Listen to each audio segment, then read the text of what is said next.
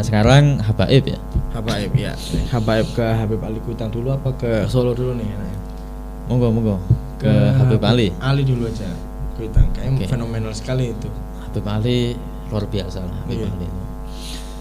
Habib Ali itu jamaah malam Ahad, jamaah Ahad pagi ya. Iya. Itu ribuan sekali, ribuan jamaahnya ribuan banyak, dan itu fenomenal. Sebagaimana Kiai Hasyim yang ditawari bintang emas penghormatan sampai rakyat tuh. sampai itu Ratu Wilhelmina, Habib Ali juga ditawari. Bedanya Kiai Hasyim menolak, tapi Kiai Habib Ali menerima. Ya. Bukan karena Habib Ali ini pro Belanda, bukan, karena memang situasinya itu yang beda. Habib Ali Kuitang kan di Batavia, dan Batavia itu dekat dengan pemerintah pusat. Lebih-lebih Habib Alwi itu punya guru Habib Usman, itu adalah guru spiritualnya Senok Gorbonya gitu. Ya.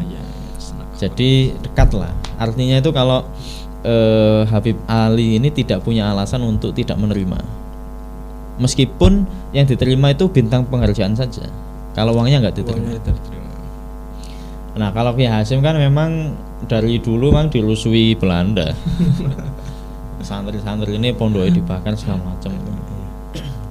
Maka Kiai Hasyim ini sebagai ikon pergerakan waktu itu, maka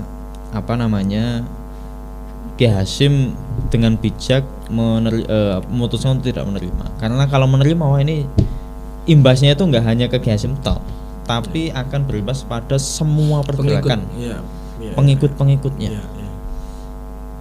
Bagaimana nanti bersikap ke Belanda.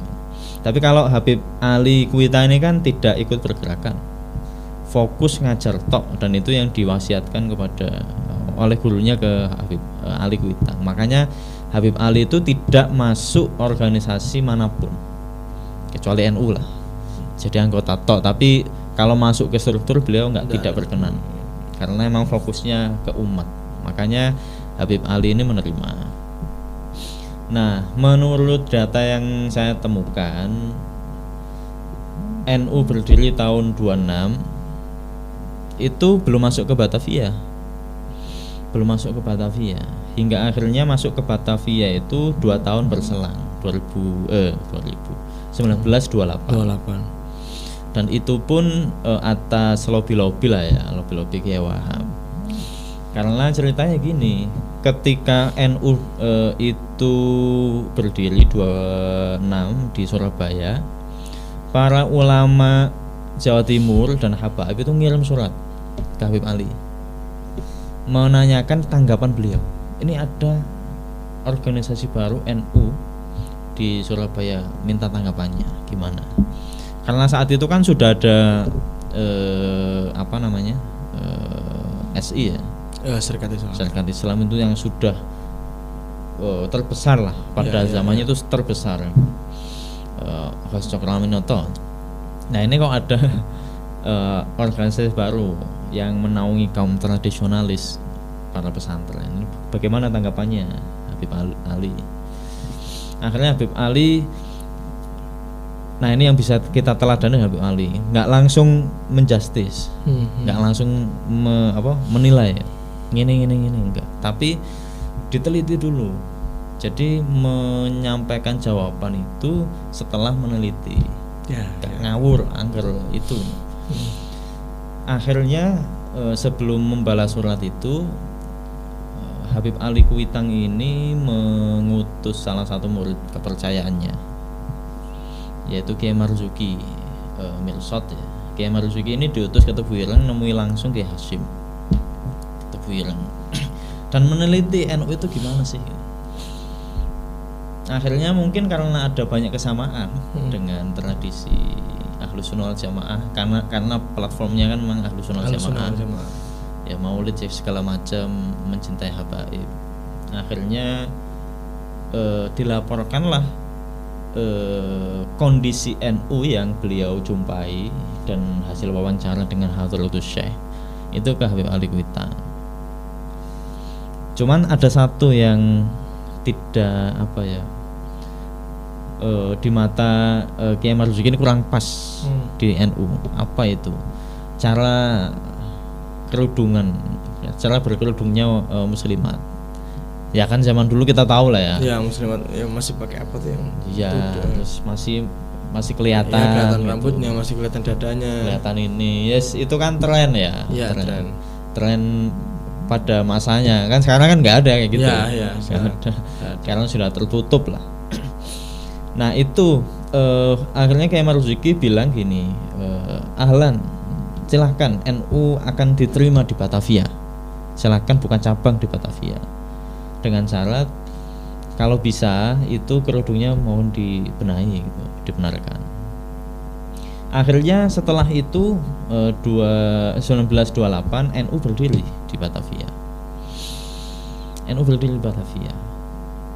Tapi ya karena NU ini basisnya emang pesantren, kan basisnya di Jawa Timur dan Jawa Tengah. Di Batavia kan masih dikit ya. Akhirnya yang jadi anggota sedikit. Yang jadi anggota dikit, dan itu awal mula sampai 5 tahunan itu anggotanya dikit. Hingga akhirnya Kiai Marzuki yang dirikan Kiai Marzuki ini. Jadi yang Kiai Marzuki ini disuruh sowan ke Hadratus Syekh, disuruh Habib Ali, dan Habib Ali pula yang menyuruh Kiai Marzuki ini mendirikan NU, cabang NU di Batavia.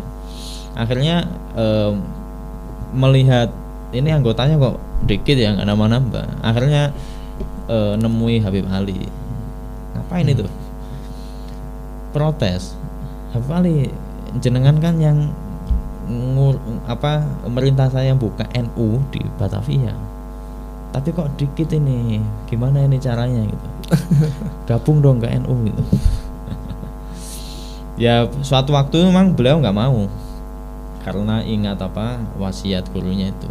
Tapi hingga akhirnya tahun 1933 itu di depan jamaahnya Ahad pagi itu Habib Ali ini memproklamirkan diri sebagai warga NU.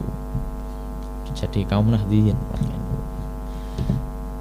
Akhirnya dari setelah deklarasi jadi anggota NU ini memproklamirkan diri, itu ratusan orang masuk NU. Jamaah ya.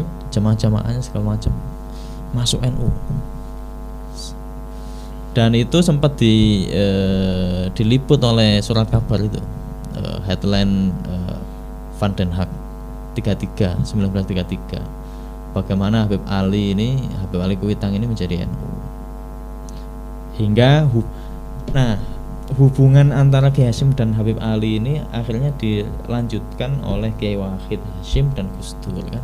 Ya. Waktu jadi Menteri Agama, Kiai Wahid ini sering ke pengajian ke majelisnya Habib Ali Kuitang dan nitipkan Gus Dur untuk ngaji sorogan langsung ke Habib Ali. Ada 2 kitab kalau salah, satu Safinatun Najah, yang 2 saya lupa gitu. Dan itu sampai hatam. Iya. Berarti Habib Ali Kuitang hidupnya lebih panjang dari Kiai Hasyim. Iya. Ya.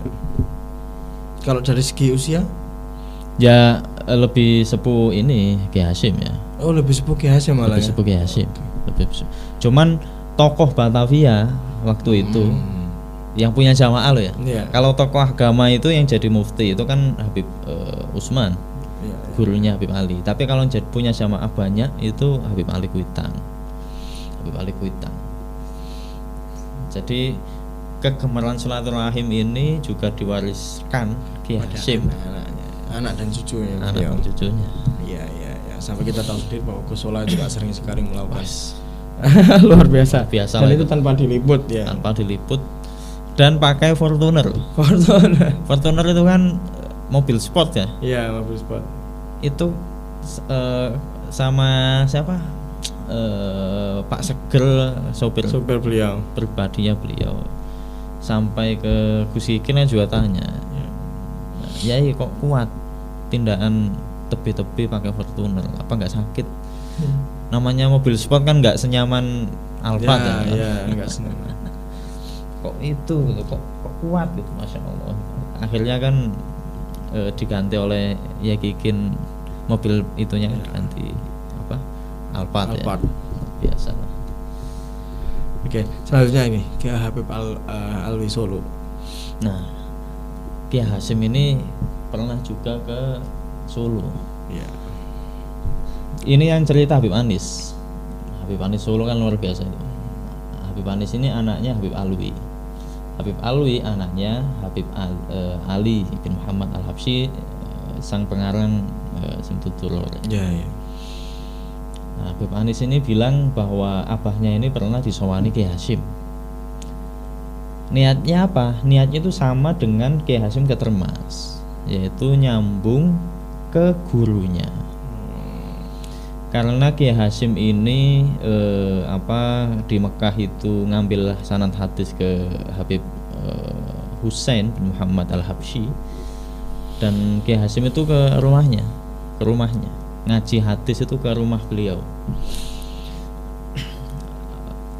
Kok tahu ada kerabatnya di Jawa, yaitu di Solo, di Parani, didatangnya sama Kiai Hasyim karena saking cintanya Kiai Hasyim ke gurunya. Kalau Kiai kita kan sudah banyak dengar lah ya betapa Kiai Hasyim itu cintanya mati-matian ke gurunya. Nah itu kan makanya gini, salah satu faktor penyebab kebesaran Kiai Hasyim, kealiman Kiai Hasyim, ya karena cinta gurunya.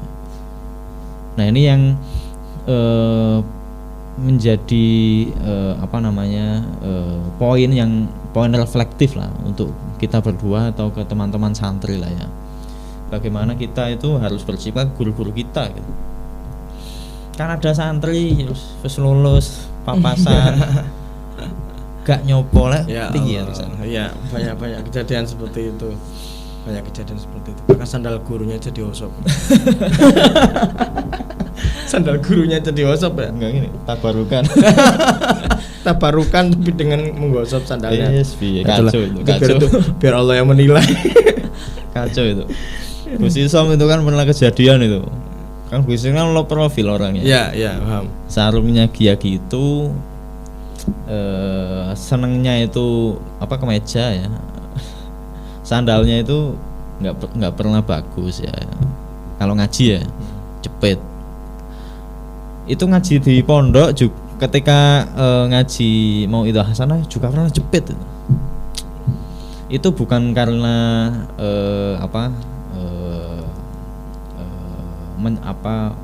pencitraan diri enggak. Saya kira enggak. Beliau itu memang low profil. Sampai-sampai pas foto manten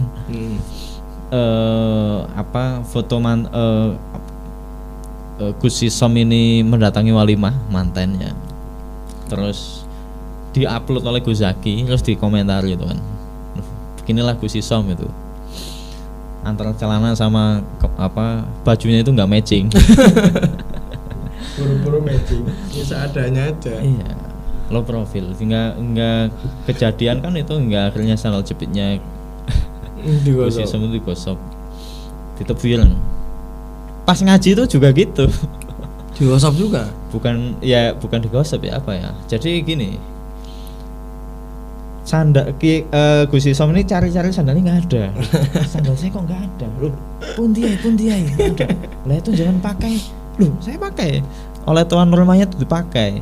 Karena dikira itu ini sandal jepit paling yo nggone arek-arek kan. Nggone arek-arek. Ternyata emang Gus Isom sandal jepitan. Iya. Ya itulah, jadi harusnya inilah poin besar yang bisa kita dapatkan ya. Okay. Selain menjalin hubungan itu, bagaimana harusnya kita sebagai muhibbinnya Kiai Hasyim ya, harusnya sama guru kita itu hormat lah. Iya. Kalau misalkan ini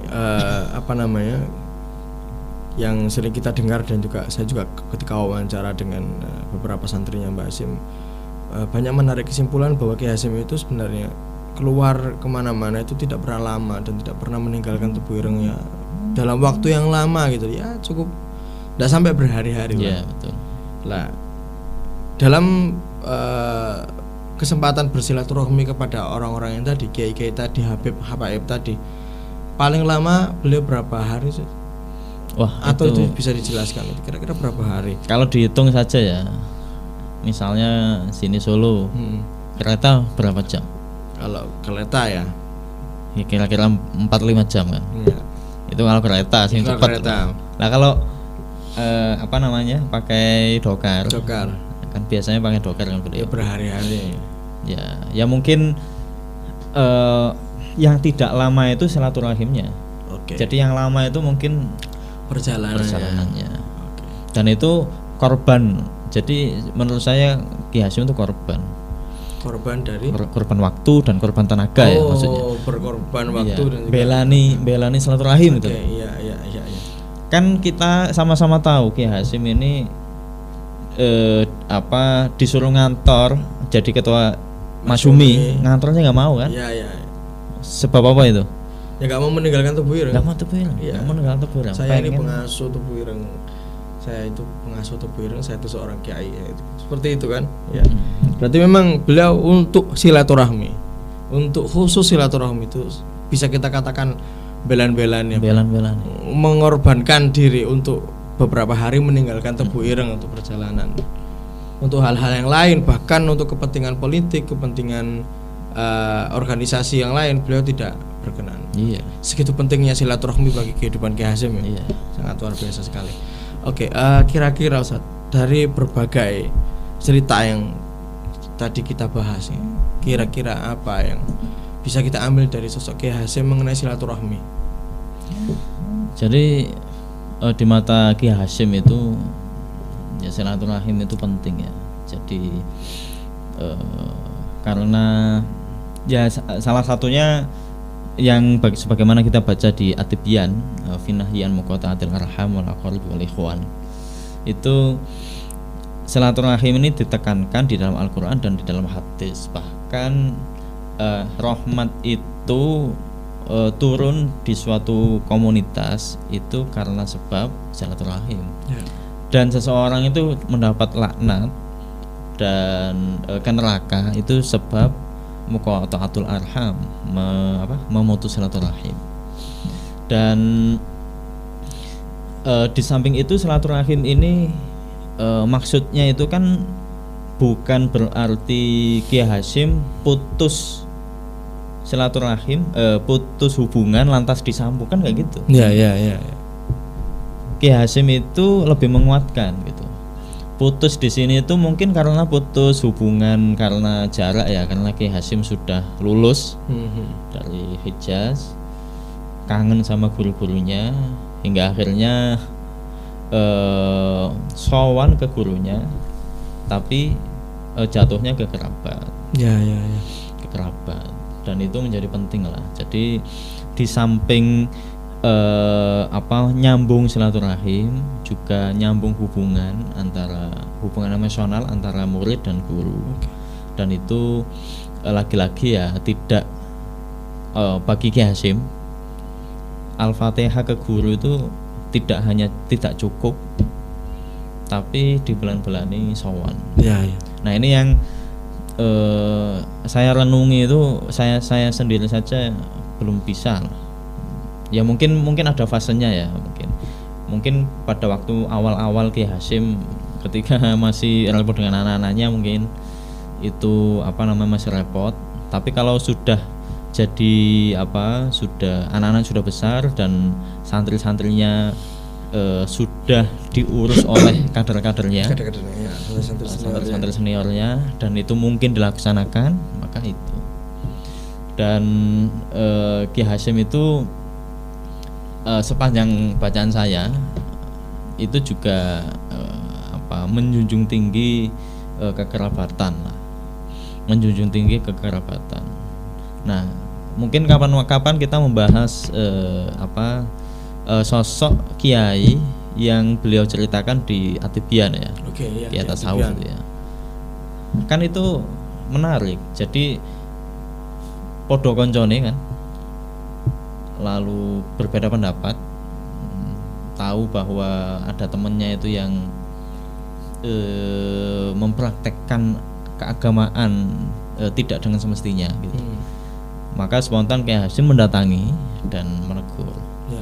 Itu bukan berarti Kiai Hasyim musuhan enggak, tapi Benci musuh gitu ya. tawasau bil haqqi, tawasau bis sabr. Ya, ya. Tawasau bil haqqi. Dan akhirnya endingnya kan beliau menerima, si temannya ini kan menerima kiainya ini. Dan oleh karena itu motifnya macam-macam Kiai Hasyim. Yang pertama nyambung ke gurunya, sebagaimana di Termas ke Kiai Dimyati dan ke Solo ya Kiai Alwi bin Ali bin Muhammad Al-Habsyi. Yang kedua itu Besanan, sebagaimana ke Termas. Ya, ya. Dan begitu pula ke Mas Kumambang ketika menikahkan ibunya Khadijah ya, dan lain-lain. Dan yang ketiga itu negur, sebagaimana yang kita jumpai di Kitab Atibian, juga salah seorang kiai di Kandangan ya, di Kediri ya. Cuman waktu itu Kiai Hasyim ngutus santrinya, yaitu Kiai Maki sama Kiai Yusuf. Dan itulah yang menjadi penting bagaimana Kiai Hasyim ini menghadiahkan kitab yang sebagai oleh-oleh silaturahimnya itu adalah kitab. Dan kitab ini berharga sekali bagi Kiai Hasyim. Kalau dari perjalanan hidup beliau yang begitu menjunjung tinggi persaudaraan, silaturahmi, dan bahkan dalam beliau menuliskan kitab khusus mengenai silaturahmi ini kan, mengenai persaudaraan, mengenai kekerabatan. Kira-kira manfaat apa yang bisa diambil dari bersilaturahmi dan menyambung hubungan persaudaraan, pertemanan tadi itu, seperti yang dikatakan oleh beliau dalam kitabnya? Kira-kira manfaatnya apa?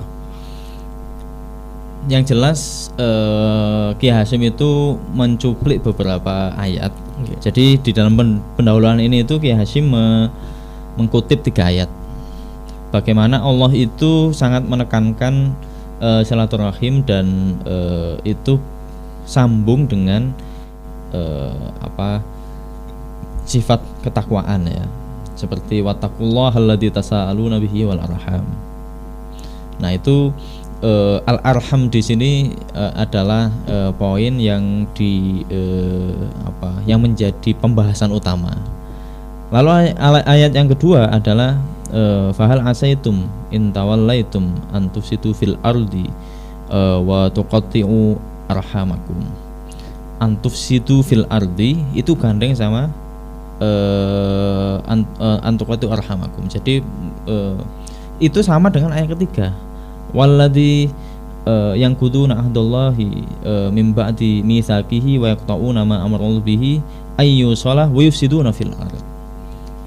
Di 2 ayat terakhir ini bagaimana orang yang memutus hubungan silaturahim itu sambungannya kok alifsad fil ard itu, ayufsiduna fil ard. Ya karena tadi itu sebagaimana yang hadis yang dikutip oleh Kiai Hasyim juga, bahwasanya innar rahmata la tanzilu ala qaumin fihim qati'ur rahim. Bagaimana rahmat Allah ini tidak akan turun di suatu komunitas kalau di situ ada qati'ur rahim. Jadi al-ifsad fil ard, fasadun fil ardi ini tidak hanya disebabkan oleh tangan-tangan manusia, tetapi juga bisa pula disebabkan oleh hubungan yang terputus, hubungan yang diputus. Hubungan yang diputus itu bukan lost kontak ya, tapi permusuhan. Ya. Dan itu akan mencegah suatu komunitas untuk mendapatkan rahmat. Di samping itu banyak hadis-hadis yang menceritakan bahwa silaturahim itu akan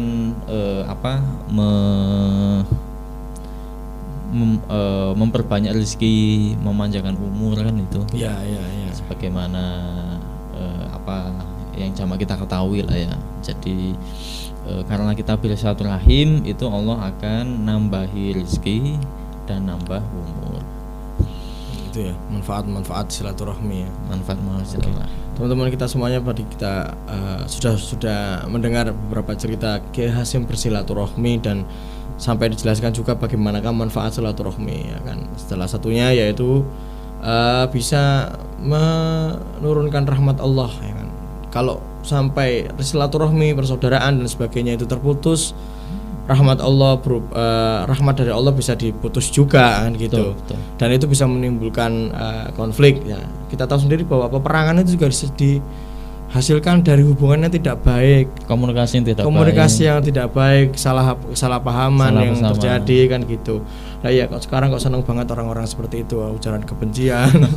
Seneng banget orang-orang itu memutus silaturahmi dengan sangat mudah di media sosial, kemudian bisa menimbulkan konflik ya kan. Hal-hal yang disajikan kepada masyarakat itu hal-hal yang bersifat konflik ya kan, artis ini dengan artis ini. Itu kan sekarang ya. Makanya bijak dalam bermedsos itu sangat penting supaya kita tetap sehat walafiat. Dan untungnya itu dalam satu sisi itu orang-orang yang kehabisan kuota itu beruntung. Menghindarkan diri dari hal-hal yang sifatnya itu konflik dan bisa memutus rahmatnya Allah. Iya.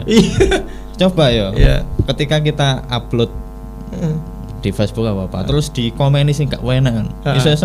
Bisa itu kan di unfollow atau diblokir. Itu kan sama dengan memutus silaturahmi dan tidak sengaja kita telah memutus rahmat Allah melalui media sosial. Jadi, rahmat Allah melalui dunia maya kita putus. Nah, itu menjadi topik yang kedua Kiai Hasyim di sini. Bagaimana akibat dari orang memutus hubungan. Itu kan juga mendapat laknat. Nah, itu paling tidak bagi kita kalau kaum milenial ya, yang bisa kita petik, pelajarannya bisa kita petik ya salah satunya ya kalau kita tidak bisa silaturahim ke rumah ya. Mbok ya jangan ngomen negatif lah. Iya. Entah di Facebook atau di status WhatsApp atau yang lain. Kan itu juga pengaruh ya. Dan juga ketika seseorang itu ngupload status atau apa, kok yang ngelihat atau yang komen dikit ya nggak usah marah-marah gitu. Nggak usah marah-marah, biasa saja. Iya. Biasa saja. Kita yang nonton masih dikit aja biasa aja. Betul kan? Kita masih tetap melanjutkan, kan? Insya Allah manfaatnya ini ila yaumil qiyamah lah. Semoga lah. Okay. Itu tadi perbincangan kita soal bagaimana Kiai Hasyim itu bersilaturahmi kawan-kawan. Jadi marilah kita tetap menyambung silaturahmi kemana saja dengan siapa saja, baik itu melalui jalan pertemuan secara langsung maupun melalui media-media yang sekarang sudah tersedia. Kalau saya ya biasanya kalau sering suka bersilaturahmi dengan orang lain itu minimal suatu saat ketika kita berkunjung ke satu daerah dapat makan gratis. Betul, dijamu ya kan. Itu manfaatnya manfaat yang paling kecil lah untuk kebutuhan sementara, tapi untuk kebutuhan lain kita akan mendapatkan rahmat Allah dan sebagainya sebagaimana yang disampaikan oleh Kiai Hasyim dalam kitabnya beliau. Saya kira cukup untuk kali ini. Kita akan lanjutkan minggu depan lagi soal tetap silaturahim ya. Tetap silaturahim tapi lebih khusus lagi, lebih tematik lagi dengan satu kejadian kasuistik. Oke. Itu teman-teman, sampai ketemu lagi di podcast selanjutnya masih bersama dengan Radio Suara Tebu Ireng, radionya para santri. Terima kasih Ustadz. Sama-sama. Assalamualaikum warahmatullahi wabarakatuh. Waalaikumsalam warahmatullahi wabarakatuh.